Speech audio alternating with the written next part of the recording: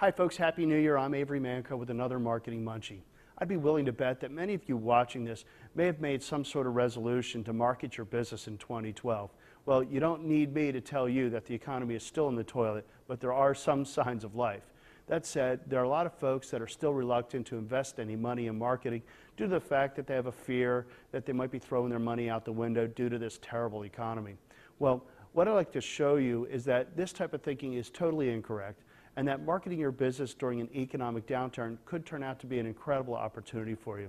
In fact, with some smart marketing, you may be able to grow your business exponentially. And I have a few diagrams to illustrate this. This diagram here illustrates your share of the market in a good economy. Well, we all know that the economy is really not so good. So maybe it looks like this right now, where you have a smaller piece of the pie, but the economy is smaller also. All right, well, with some advertising and marketing, you might be able to capture some more of that smaller market. So this would be before marketing and advertising, and this is after the marketing and advertising. So then, when the economy finally rebounds, you may have a bigger piece of the market than you did before the economic downturn. So this is your share of the market before the economic downturn, and this is your share of the market after the economic downturn, and then doing some marketing and advertising during the slow economy, and then when it rebounds. So if that's not proof enough, just ask the folks at Post Cereal, because during the 1920s, Post Cereal and Kellogg's went at it head-to-head, tooth and nail for market share. Well, when the Great Depression happened in 1929, Kellogg's kept their marketing budget intact, and Post Cereal cut it back. Well, when the Depression ended, Kellogg's was the dominant player, and Post Cereal has been playing catch-up ever since. So now the question is, well, how is it that I grow my business? Well, believe it or not, there are only 3 ways to grow your business. You might think that there's a gazillion ways to grow your business, but there are really only 3 basic ways to grow your business. And I'm going to show you that 10 plus 10 plus 10 is really 33. Okay, so what are these 3 ways to grow your business? The first way is the most obvious: increase the number of customers. The second way is increase the average transaction size, so increase the average amount of the sale. Okay?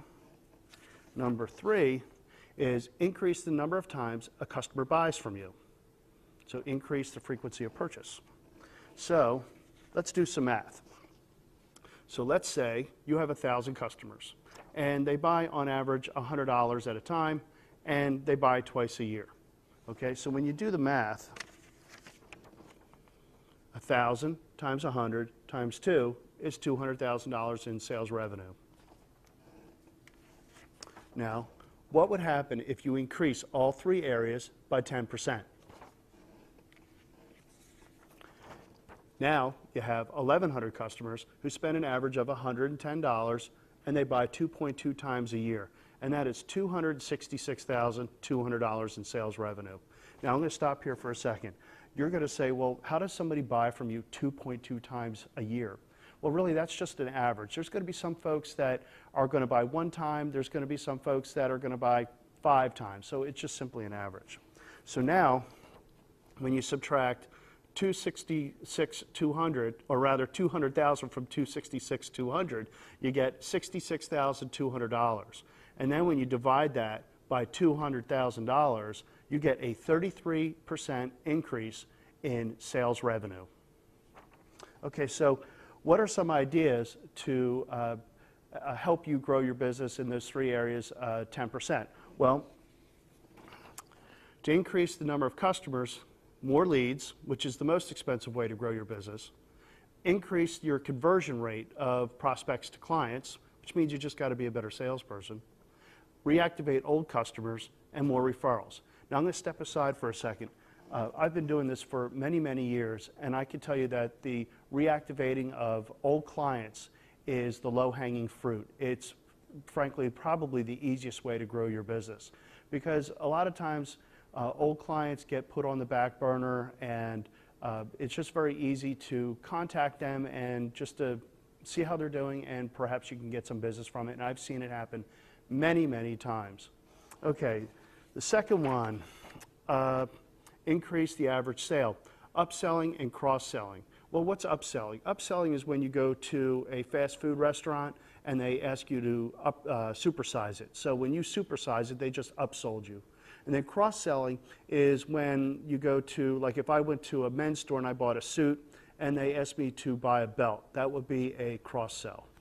Okay, and last but not least, increase the frequency of purchase.